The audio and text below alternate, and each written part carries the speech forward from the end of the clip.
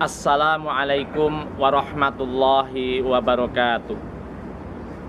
Innal hamdalillah wassalatu wassalamu ala Rasulillah. Amma ba'd. Faqala Allah Ta'ala fi Kitabihil Karim. A'udzu billahi minasyaitonir rajim. Inna fi khalqis samawati wal ard wa ikhtilafil laili wan nahari laayatil liulil albab. Alladzina yadhkuruna Allaha qiyaman wa qu'udan wa 'ala junubihim wa yatafakkaruna fi khalqis samawati wal ard. Rabbana ma khalaqta hadza batila subhanaka faqina adzabannar. Anak-anakku sekalian yang insya Allah merupakan sahabat surga rahimakumullah. Puji syukur tak henti-hentinya kita panjatkan kehadirat Allah Subhanahu wa Ta'ala atas berbagai kenikmatan yang Allah berikan kepada kita, termasuk nikmat berjumpa di bulan Ramadan ini. Allah berfirman dalam surah Ali Imran ayat 190, sebagaimana tadi Bapak bacakan, Inna fi khalqis samawati wal ard wahtilafil laili wan nahari la ayati liulil albab. Ayat ini menyinggung manusia sebagai seorang manusia yang memiliki akal. Ulil albab adalah orang-orang yang mau menggunakan akalnya, atau orang yang menggunakan akalnya. Dengan akal itulah Allah menggugah manusia dengan apa yang telah Allah ciptakan ataupun yang Allah perjalankan.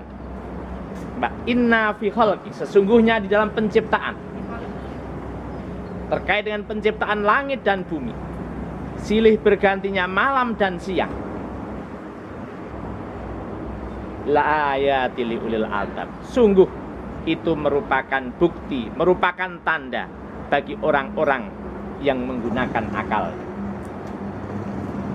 Sehingga di sini jelas bahwa kita sebagai seorang manusia yang memiliki akal termasuk yang digugah dengan ayat ini.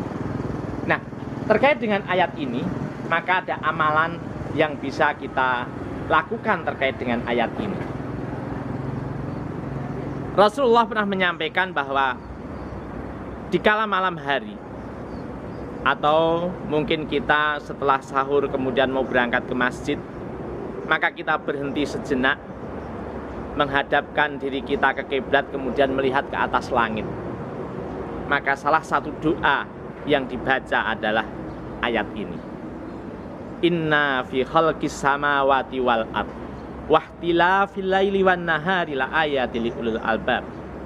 Alladzina yadhkuruna Allaha qiyaman wa qu'udan wa 'ala junubihim wa yatafakkaruna fi khalqis samawati wal ard. Rabbana ma khalaqta hadza batila subhanaka faqina adzabannar. Ada sebuah kesinambungan antara menggugah manusia untuk memperhatikan alam semesta, kemudian di akhir-akhirnya yaitu dikaitkan dengan dijauhkan dari siksa api neraka, maka kita bisa memahami bahwa ayat-ayat ini terkait dengan masalah keimanan. Dengan akal manusia memikirkan alam semesta, maka disitulah kita akan mendapati alam semesta ini tidak mungkin ada dengan sendirinya, tetapi ada zat yang maha menciptakan. Dialah Allah Al-Khaliq.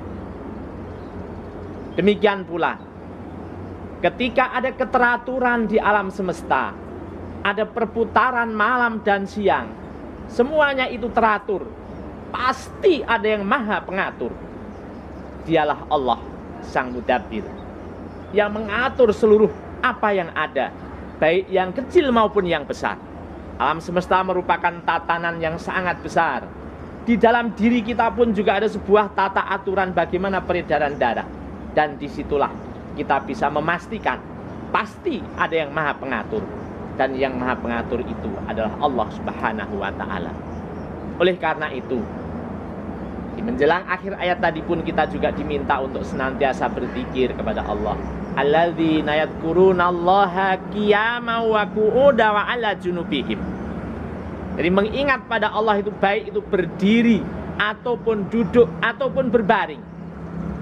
Oleh karena itu, dimanapun dan kapanpun kita hendaknya senantiasa berzikir kepada Allah, ingat kepada Allah atas apa yang ada, atas apa yang di hadapan kita. Ketika kita melihat gunung, maka yang kita ingat Allah lah yang menciptakan gunung. Begitu ada keindahan, maka Allah lah yang menciptakan keindahan itu. Dan ketika kita sehat, Allah lah yang menyehatkan kita. Dan ketika kita sakit, Allah yang menguji kita dengan penyakit itu, sehingga kita harus bersabar dengan penyakit itu. Demikian pula hal-hal yang lainnya. Mudah-mudahan kita termasuk hamba-hamba Allah yang pandai bersyukur, senantiasa berzikir kepada Allah, dan mudah-mudahan kita semua dijauhkan dari siksa api neraka. Wa'fu minkum. Assalamualaikum warahmatullahi wabarakatuh.